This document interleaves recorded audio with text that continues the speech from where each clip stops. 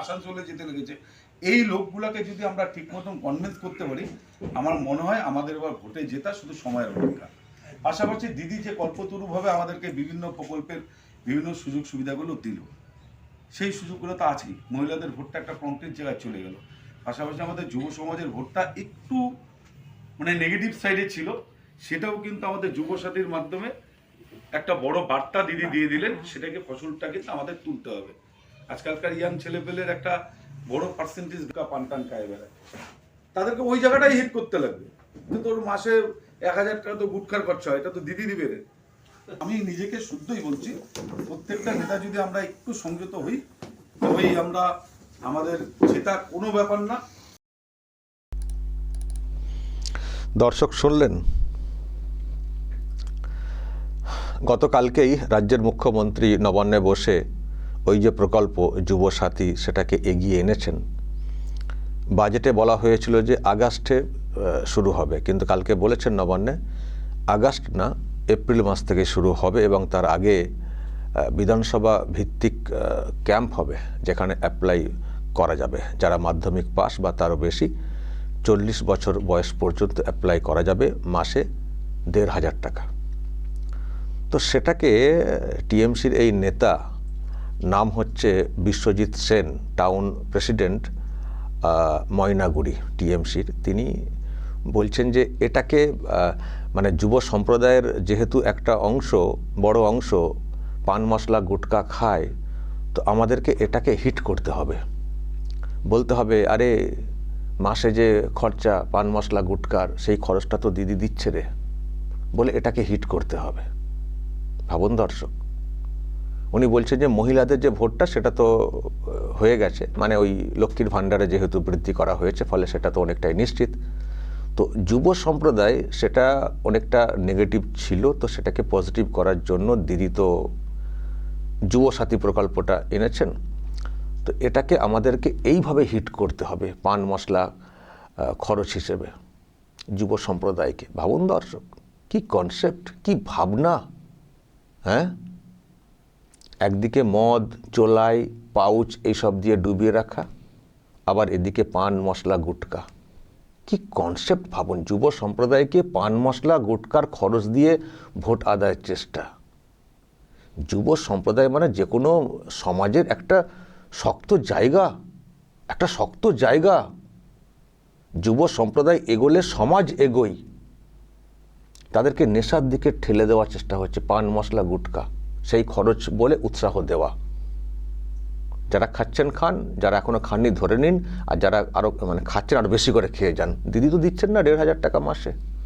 ও অদ্ভুত। আমি জানি না এই ব্যক্তি কি করেন, এর বাড়িতে কারা আছেন, তারাও কি প্রশ্ন করবেন না এনাকে যে কি বলছেন।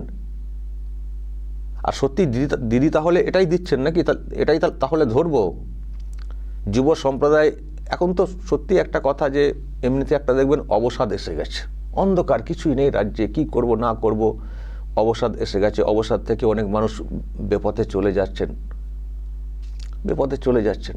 তো ইনাদের বক্তব্য আরও সেদিকে ঠেলে দাও, আরও সেদিকে ঠেলে দাও, দিয়ে মাতাল করে দাও, বেহুশ করে দাও, দিয়ে ভোটটাকে জাস্ট ছিনিয়ে নাও, ভোটটাকে আদায় করে নাও, আমরা ড্যাং ড্যাং করবো, আমাদের পরিবার পুষ্ট হবে, বাকি সব মানে যাক, ধ্বংসের মুখে চলে যাক। একজন নেতা, টাউন প্রেসিডেন্ট, তিনি বলছেন এটাকে আমাদেরকে হিট করতে হবে, এই বলে যে দিদি তো খরচ দিচ্ছে রে তোর পান মশলা গুটকার। কি অবস্থা দর্শক, ছি ছি ছি ছি ছি ছি।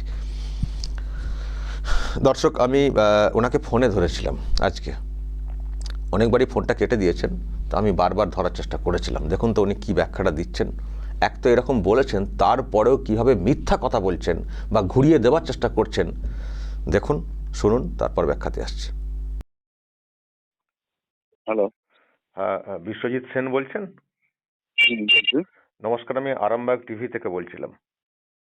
বলুন। আপনার একটা ওই বক্তব্য এসছে, ভাইরাল হয়েছে, আপনি বলেছেন যে দিদি যে ভাতা দিচ্ছেন যুব সমাজকে গুটখা খাওয়ার জন্য, এরকম বলতে হবে, এই ব্যাপারটা কি অ্যাকচুয়ালি বলতে চেয়েছেন? না, আমি তো যুব সমাজকে গুটখা খাওয়ার কথা বলিনি। আপনি ভিডিওটা পুরোপুরি দেখলে পরে বুঝবেন। মমতা ব্যানার্জির সমস্ত জনমুখী প্রকল্প নিয়েই আলোচনা হচ্ছিল। আমি ওখানে বলতে চেয়েছিলাম যে সামনে ভোট, যে বিজেপির গুটখাখোর কর্মীরা আসলে পরে তাদেরকে এটা বোঝাতে লাগবে যে সমস্ত কিছুই মমতা ব্যানার্জির দ্বারাই হচ্ছে। এটাই মেনলি বোঝাতে চেয়েছি। আপনি এত মিথ্যা কথা বলছেন কেন? আপনার বক্তব্যতে পুরো পরিষ্কার আপনি কি বলতে চেয়েছেন। এটা কি আমরা বুঝতে পারছি না? আপনি যেটা তাহলে বুঝতে পারছেন, আপনি তাহলে না আমাকে না, ফোন করছেন কেন? আপনার সেই সততা নেই কেন যে আপনি যেটা বলেছেন সেটা প্রকাশ্যে বলুন যে আমি যুব যেটা সমাজকে বলেছি আপনাকে, আমি সেটাই তো বললাম। যেটা বলেছেন আপনার আমি কথা কথা মিলি পাচ্ছি না। আমি যেটা বলেছি আপনাকে সেটাই বললাম। আপনার ব্যাস, ফোনটা কেটে দেন। তবে আমি ফের ফোন করেছিলাম, ফোনটা করেছিলাম দর্শক। ওয়েট, তারপর কি কথা হলো, আমি ফের যখন ফোনটা ওনাকে ফোনে ধরলাম তো উনি তারপর কি বলেছেন, ওয়েট দর্শক, আপনাদেরকে শোনানোর চেষ্টা করছি। ওয়েট। কেটে দিচ্ছেন আপনি। ফোনটা কেটে দিচ্ছি না, আমি বাজারে আছি, আমি বাজার করছি এখন। না না, আমাকে একটা ঠিক ক্লিয়ার আছে? করে বলুন এটা যে আপনি যেটা বলেছেন তার সঙ্গে আপনি এখন যেটা আমি বলছেন সেটা মিল আমার পাচ্ছি কথাটা না। শুনুন। আপনি আমার বক্তব্য চাইলেন, আমি আমার বক্তব্য আপনাকে দিয়ে দিলাম। মানে আপনার যদি মানে অন্যটা বক্তব্য মনে চাইতে হয় বলতে আপনাকে কিছু একটা বলতে হবে সাফাই দেওয়ার জন্য আপনি না, বলছেন। আমি তো সবাই আপনাকে আমি তো বলেই দিলাম, আপনাকে যা বলার আমি বলেই দিলাম, আমি কি বলতে চেয়েছিলাম। না, এইভাবে তারপরে যদি শুনুন কেন? শুনুন না, আপনি আমাকে প্রশ্ন করেছেন তো উত্তরটা তো আমি দেবো না আপনি দেবেন? দিন। আপনার প্রশ্নের উত্তরটা আমি দেবো না আপনি দেবেন? আপনি দিন না, উত্তরটা। আপনার তাহলে উত্তরটা তো উত্তরটা তো আপনি বানিয়ে নিচ্ছেন। না না, আমি উত্তরটা যা আপনি বলতে দিন। চেয়েছি, শুনুন, আমি যা বলতে চেয়েছি আপনাকে পরিষ্কারভাবে আপনাকে বললাম। তার বাইরে যদি আপনাকে নতুন করে যদি আপনাকে উত্তর খুঁজতে হয়, তাহলে আপনি আপনার ভিডিও দেখে উত্তর বানিয়ে নিন না। আমার উত্তরটা আপনাকে আমি দিয়ে দিয়েছি। না না, আপনি কি দ্বিতীয়বার আর উত্তর দিতে পারবো না। উত্তর চাই বলে কি যা খুশি উত্তর দিয়ে দেবেন? আপনি যা খুশি বলে দেবেন? আপনি কি সেটা আপনাকে ঠিক করে দিবেন আমি উত্তরটা কি দিব? আপনি ওখানে বিজেপির কথাটাই নেই, বিজেপির শব্দটাই ওখানে নেই। না, আমি কি উত্তর দেবো সেটাকে আপনি ঠিক করে দেবেন। মানে আপনাকে যেহেতু প্রশ্ন করা হচ্ছে আপনি কিছু আমি একটা বলে দেবেন। শুনুন, কিছু একটা বলে দেবেন। আপনি আমাকে প্রশ্ন করেছেন, আমি আপনাকে উত্তর দিয়ে দিয়েছি। That's clear. তারপরে বসে আপনি বলবেন কেন কথাটা? মানে আপনি বের ওই করার কথাটা বলবেন কেন? আপনি আপনি মানে গুটখা বের করে খাওয়ার জন্য নেন। টাকা আমি এখন বিজি আছি, রাখুন। আপনি গুটখা খাওয়ার টাকা দিচ্ছেন? দর্শক, ফের উনি কেটে দেন, কিন্তু আমি ছাড়িনি। আমি ফের ওনাকে আরও একবার ধরেছিলাম। দেখুন তারপর কি কথা হয়েছে। আপনি তো আমি পরিষ্কার করে বলুন, আপনি ফোন কেটে দিলে হবে না। শুনুন, আমি ফোন কাটছি না। আপনাকে চালাকি করে আপনি করলে হবে না তো। এক আচ্ছা, নাম্বার হলো চালাকি কিন্তু আপনি করছেন। শুনুন কথাটা শুনুন। এক নাম্বার হলো আমি এখন বাজারে আছি, বাজার করছি। 2 নাম্বার হলো আপনি আমার কাছে উত্তর জানতে চাইছেন, আমি আপনাকে উত্তর একবার দিয়ে দিয়েছি। তারপরে আপনি নতুন করে উত্তরটা তো উত্তর হচ্ছে না, আপনি তো পাশ কাটিয়ে যাচ্ছেন। উত্তর আমার ওটাই উত্তর। রাখুন, এখন আমি বাজার করছি। মানে যা বলবেন সেটাই শুনতে হবে। আর ফোন করিনি, বুঝতে পারছি উনি আড়াল করার চেষ্টা করছেন, অন্যভাবে ব্যাখ্যা দেওয়ার চেষ্টা করছেন, বাঁচার চেষ্টা করছেন। কিন্তু বাংলার যুব সম্প্রদায়কে বুঝতে হবে, বা যারা আছেন, বাড়ির যারা আছেন, গার্জেন যারা আছেন, তাদেরকেও বুঝতে হবে যে টিএমসি কোন ভাবনা থেকে এগোচ্ছে।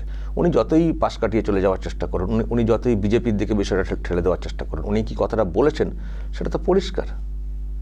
উনি বলছেন বিজেপির এতে বলেছি। দর্শক, আরও একবার শুনুন তো, আমি আপনাদেরকে পুরোটা শোনাই। উনি যেভাবে কথাটা বলেছেন, উনি কি বলেছেন, কি বলতে চেয়েছেন, উনি বিজেপির ব্যাপারে বলতে চেয়েছেন নাকি কি বলেছেন? দর্শক, আরও একবার শুনুন। আসানসোলে যেতে লেগেছে, এই লোকগুলাকে যদি আমরা ঠিক মতন কনভিন্স করতে পারি, আমার মনে হয় আমাদের এবার ভোটে জেতা শুধু সময়ের অপেক্ষা। পাশাপাশি দিদি যে কল্পতরুভাবে আমাদেরকে বিভিন্ন প্রকল্পের বিভিন্ন সুযোগ সুবিধাগুলো দিল, সেই সুযোগগুলো তো আছেই। মহিলাদের ভোটটা একটা ফ্রন্টের জায়গায় চলে গেল। পাশাপাশি আমাদের যুব সমাজের ভোটটা একটু নেগেটিভ সাইডে ছিল, সেটাও কিন্তু আমাদের যুব সাথীর মাধ্যমে একটা বড় বার্তা দিদি দিয়ে দিলেন। সেটাকে ফসলটা কিন্তু আমাদের তুলতে হবে। আজকালকার ইয়াং ছেলেপেলের একটা বড় পার্সেন্টেজ পান খায় বেড়ায়, তাদেরকে ওই জায়গাটাই হিট করতে লাগবে।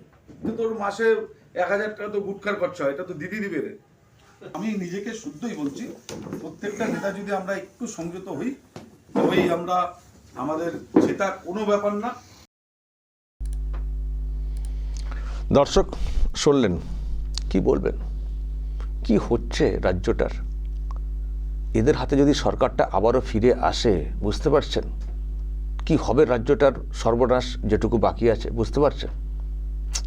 খুবই দুর্ভাগ্যের। রাজ্যের মানুষের, যুব সম্প্রদায়ের এবং যারা বাড়ির আছেন বড়রা, সকলেরই ভাবা উচিত বাংলার ভবিষ্যতের স্বার্থে, ছেলে মেয়েদের ভবিষ্যতের স্বার্থে, যুব সম্প্রদায়ের ভবিষ্যতের স্বার্থে সবার আগে এই সরকারটাকে আগে উল্টে দেওয়া উচিত। এর বাইরে আর কি বলতে পারি দর্শক? বলবেন আপনারা যা বলার এবং নজর রাখবেন আরামবাগ টিভিতে।